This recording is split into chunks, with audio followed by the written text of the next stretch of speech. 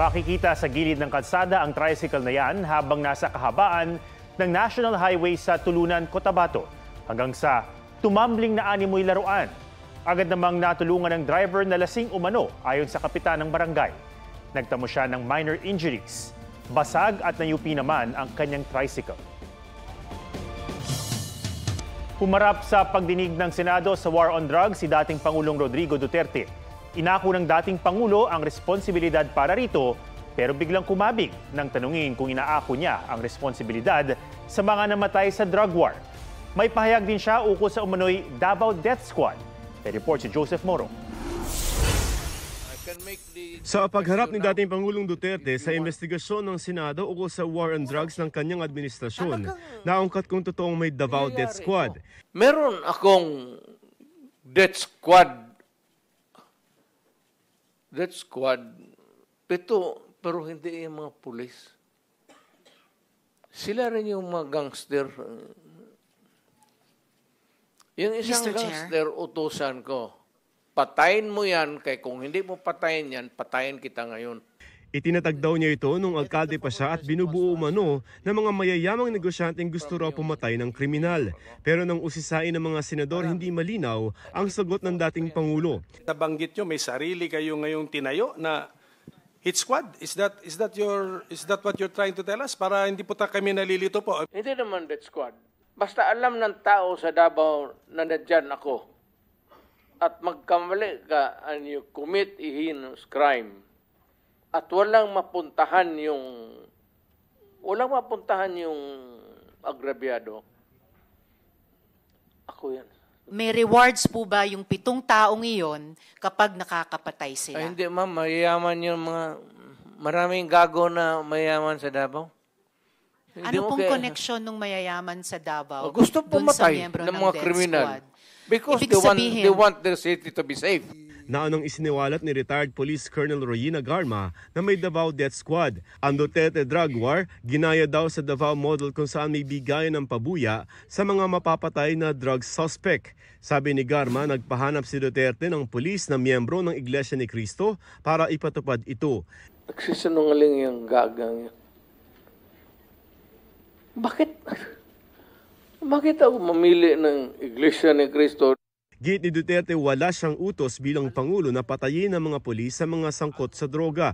Pero may ipinayo raw siya sa mga naging hepe noon ng Davao City.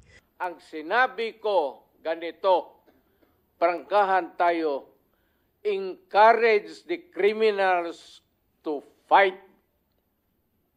Encourage them to draw their guns. Yan ang instruction ko. Pati yan si Kuy. Encourage, pati yan si De La Rosa, encourage them lumaban. Pagka lumaban, patayin ninyo para matapos na ang problema ko sa siyudad ko. In-encourage nyo ang PNP na i-encourage yung suspect na lumaban. Yes. Para mapatay, para masabing nanlaban. Correct. Correct. Para ito sa very incorrect. Correct, yes. Luman ako, prosecutor, mayor, presidente, alam ko ang trabaho ko. Inako ni Duterte ang responsibilidad sa drug war, pero nang tanungin kung tinatanggap niya ang responsibilidad sa pagkamatay ni Kian De Los Santos at ilan pang biktima ng extrajudicial killings. Do you assume responsibility for the death of Kian De Los Santos, Mr. No. Chair? No. Guilt is personal.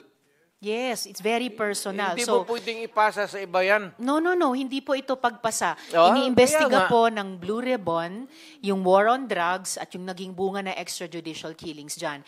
I take full responsibility yung sinabi ko na war on drugs. You said, Pero sir, kung you can hold me responsible for any specific crime, yes, sir. You spoke hindi about... pwede yan. Kung sabihin ko, I will take full responsibility, magdating tayo sa korte, hindi naman tatanggapin yan. Umawat na si Senador Coco Pimentel na magkainitan ng dating Pangulo si Senador Risa Ontiveros. Humingi ng reses si Duterte at nang bumalik sa pagdinig. Sinabi ni Duterte na na-excite lamang siya kaya tumaas ang kanyang boses. Joseph Morong, nagbabalita para sa GMA Integrated News. Inutusan umano ng 2 mambabata sa Kamara ang pulis na si Colonel Hector Grijaldo Jr. na magsinungaling tungkol sa Duterte drug war. Kong Dan Fernandez put the paper he was holding on the table and told me, ito ang sasabihin mong statement na ito. Ito ang supplemental affidavit ni Colonel Garma. Sabihin mo, alam mo ang reward system. I-confirm mo lang. Kung Abante asked me how many years those still I have with the PNP, I answered, I still have 4 years before my retirement. Then he made a remark, pwede ka pang maging general. Giit ni Grijaldo, wala siyang alam tungkol sa reward system na ibinunyag ni Garma. Tinawag na kasinungalingan ni Congressman Dan Fernandez ang pahayag ni Grijaldo. Pinatawag daw nila si Grijaldo dahil sinabi ni Garma na kaya nitong suportahan ang kanyang pahayag tungkol sa reward system. Hindi raw nila pinilit si Grijaldo nang sabihin niyang wala siyang alam tungkol dito. Pinabulaanan din ni Congressman Benny Abante ang alegasyon. Wala umano siyang pinilit na pumirma sa anumang affidavit kapalit ang posibilidad ng promotion.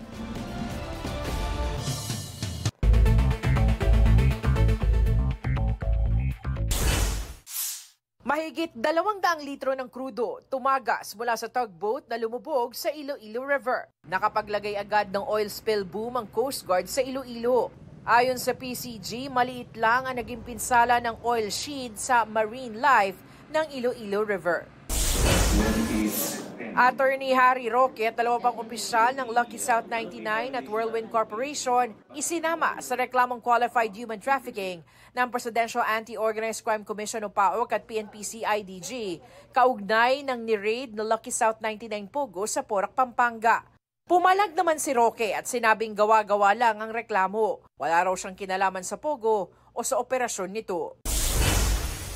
Person of interest sa pagdukot sa Amerikanong vlogger na si Elliot Eastman sa Cebu, Zamboanga del Norte. Nagpahiwatig na raw na susuko ayon sa PNP. Pero hindi muna nagbigay ang PNP na karagdagang impormasyon sa pagkakakilanlan nito.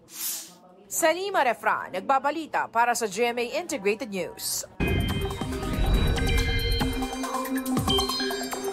Sa latest bulletin ng Pag-asa, may nakataas sa tropical cyclone wind signal sa mahigit 20 lugar sa bansa dahil sa Bagyong Leon.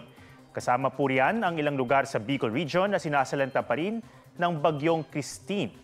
Huling namataan ang sentro ng bagyo, 705 kilometers east ng Etiague, Isabela. May lakas yan na hangin na aabot sa 100 kilometers per hour at bugsong aabot sa 125 kilometers per hour.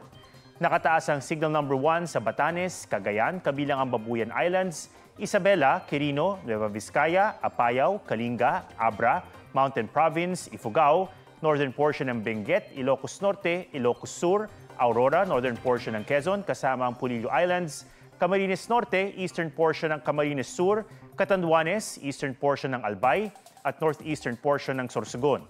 Gayon din sa eastern portion ng Northern Samar at northern portion ng Eastern Samar. Sa forecast track ng Pag-asa, kikilos west-northwest ngayong gabi hanggang bukas ng hapon ng Bagyong Leon, bago tutungo northwestward hanggang maglandfall sa eastern coast ng Taiwan sa Huwebes.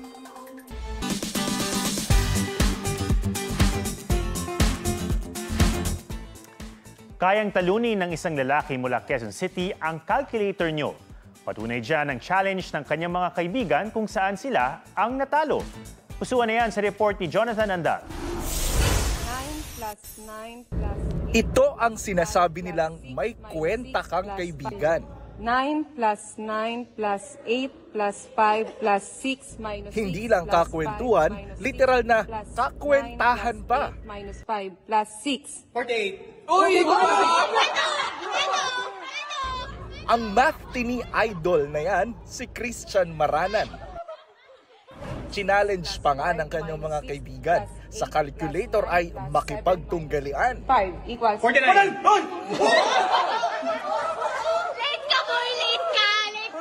Wala nang nagawa ang may calculator na si Miguel dahil olats kay Christian. Ang secret niya, mas stuck sa traffic kung saan ina-add niya ang mga numero sa mga sasakyan.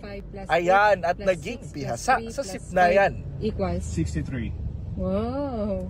Kaya sa anumang ambagan, tiyak wala nang magkakagulo. Dahil di pa kayo tapos mag-compute, nag-aabot na siya ng pang-contribute.